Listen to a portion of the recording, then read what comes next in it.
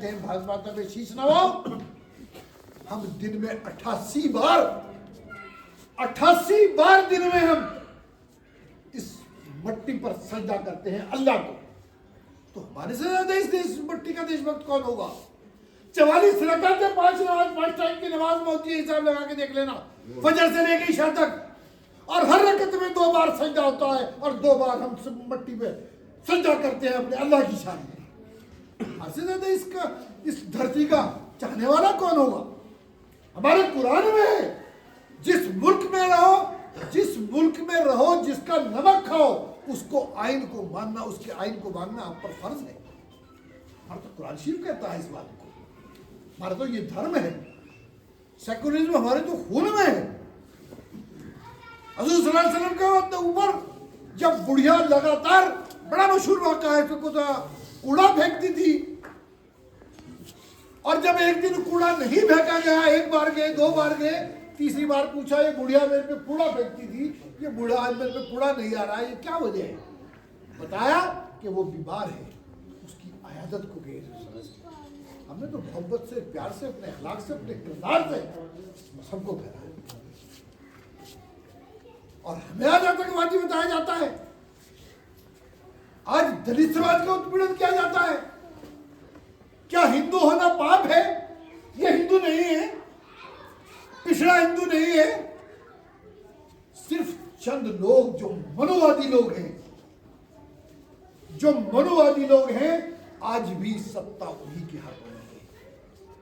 हिंदुस्तान आजाद जरूर हो गया, लेकिन दिमागी तौर पर उन मनुवादी लोगों ने दिमागी तौर पर हमें अब तक आजाद नहीं होने दिया।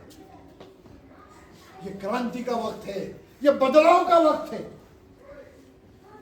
मैं तमाम अपने उन अल्पसंख्यक भाइयों से, अपने मुसलमान भाइयों से कह देना चाहता हूं, ये बदलाव का वक्त है। इंतहा हो गई जुल्म की, और इस जुल्म को मिटाने के लिए आपको किसी न किसी के साथ की जरूरत है। फिर उसी बात पर आ रहा हूं, ना हम अकेले कुछ कर सकते, ना ये अकेले कुछ कर सकते। और हुजूर सल्लल्लाहु अलैहि वसल्लम पे फिर मैं आता हूं, सुलह हुदैबिया की थी, आपने पढ़ा होगा। और तमाम सहाबा ने ये कहा था कि ये इतना गिरकर इतना माहिदा क्यों हुआ? उसके कुछ थे कि अगर हमारे पास आपके कैदी आ गए तो हम उनको वापस कर देंगे, और तुम्हारे पास आए तो तुम मत करना। इस तरह करके कुछ सुलह हुदैबिया आप पढ़ते हैं वहां। और उस सुलह हुदैबिया का जो रिजल्ट आया था वो आपके सामने है कि आज आप मस्जिद पे लाउड स्पीकर में आप अजान दे रहे हैं।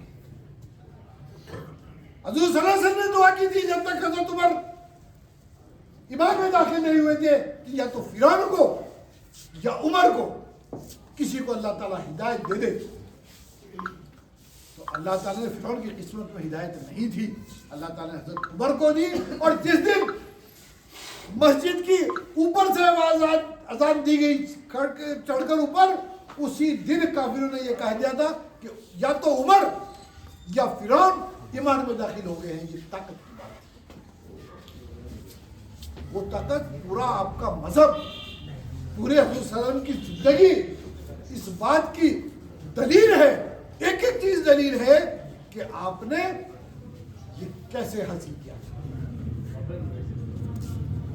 उमर बिन खत्ताब रहे, हज़रत अबू सिद्दीक रहे, बड़े सहाबियों की लाइन है जिन्होंने 313 में लाखों का मुकाबला किया। जब जंग में गए, कश्ती से नदी पार करी और कश्तियों को हमने जला दिया था कि या तो शहीद होंगे या फतेह हासिल करेंगे। आज वो दौर है, अब अबाबिलें नहीं आएंगी, अब अबाबिलों के मुंह में कंकर नहीं आएंगे। हमारे अमाल ऐसे नहीं है, पहले हमें अपने अमाल दुरुस्त करने पड़ेंगे। आज वो दौर है कि हमें कश्तियां चलानी पड़ेंगी, या तो शहीद होंगे या हुक्मरान होंगे। इस बात को आप एक गौर से इस बात को मेरी जाकर गौर करें। ये मुल्क हमारा है, हमारे बुजुर्गों का खून इसमें शामिल है। इस आज़ादी में इतनी आसानी से हम नगपुरियों को इतनी आसानी से इस मुल्क को नहीं सौंपेंगे।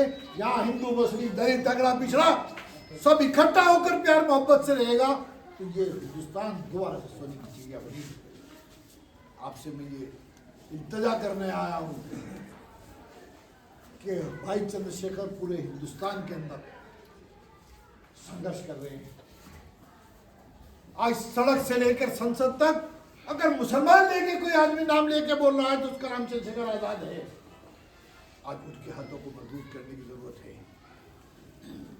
चुनाव में कौन आ रहा है कौन नहीं, कौन लड़ रहा है कौन नहीं लड़ रहा, आपने देखा होगा भारतीय जनता पार्टी को ऐसे आदमी को लाकर खड़ा कर देते हैं जिसको कोई जानता भी नहीं पहचानता भी नहीं।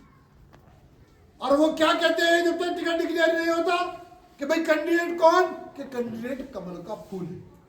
ये कहते हैं ना, हमें ये ऐड करना है कि हमारा कैंडिडेट चाय की केतली है। जिस दिन ये समझ जाएंगे हम, उस दिन हम और ये मिलकर हिंदुस्तान पर दोबारा राज करेंगे।